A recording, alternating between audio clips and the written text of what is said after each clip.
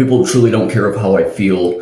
It's just like cannibals at the given moment, and the best opportunity when someone stops loving you for you not giving them all the things that they need and want in life, they'll turn against you. Like, no matter how materialistic you are, no matter who you are, what you are, nothing is ever good enough for this world. You know, like, I go on all these adventures, I drown myself before with, you know, all these materialistic things and designer brands. I've got the best car, the best hair, the best clothes, the best everything in my life.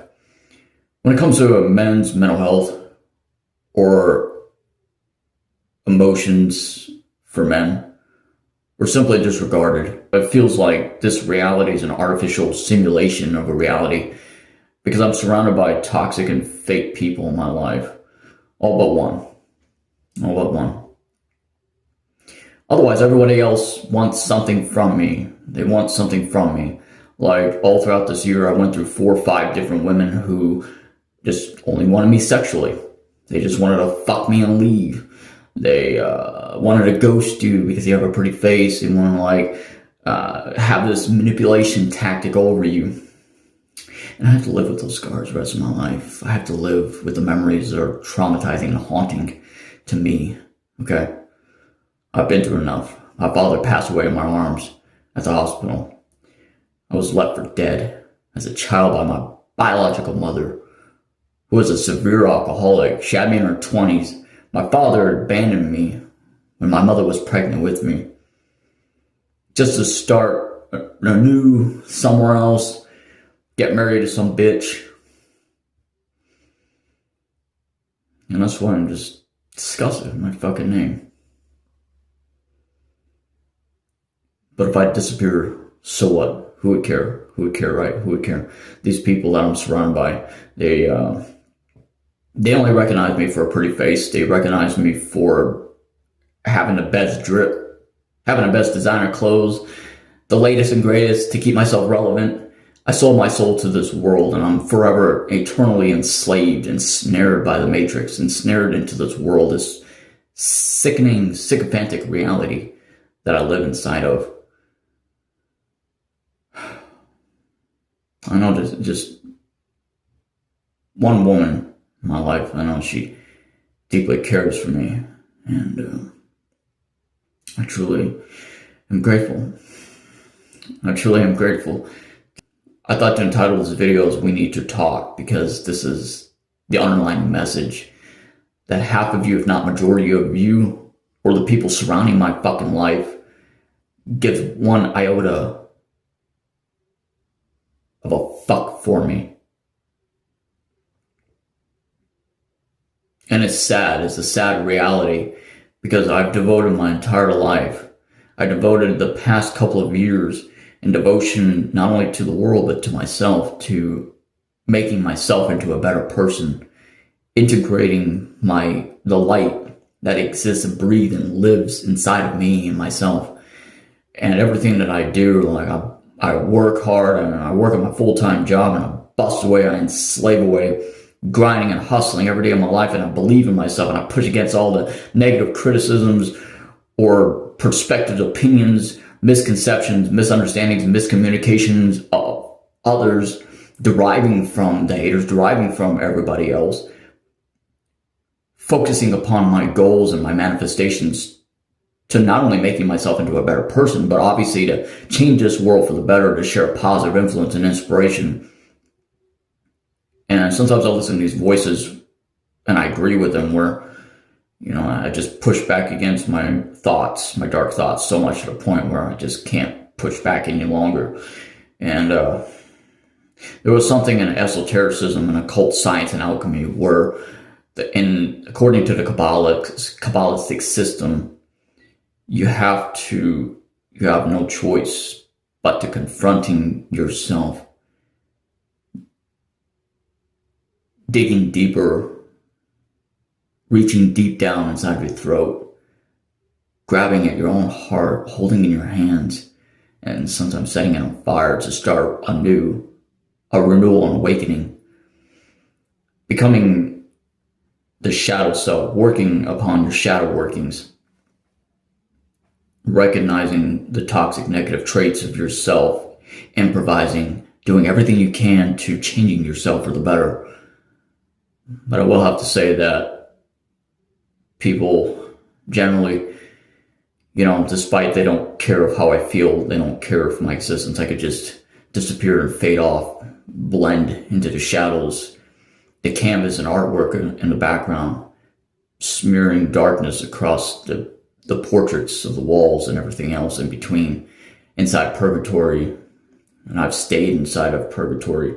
I've served my life sentence inside of purgatory for as long as I can remember, for a duration, a majority of my life. And despite all this, I am forced to believe in myself. I'm forced to do these videos because I know that I refuse to serve out my life, the remainder of my time, however long that I have on this planet, and this heavenly existence, this worldly existence, to just be like everybody else, to be ordinary. I want to be extraordinary. I've always dreamt of being better than myself.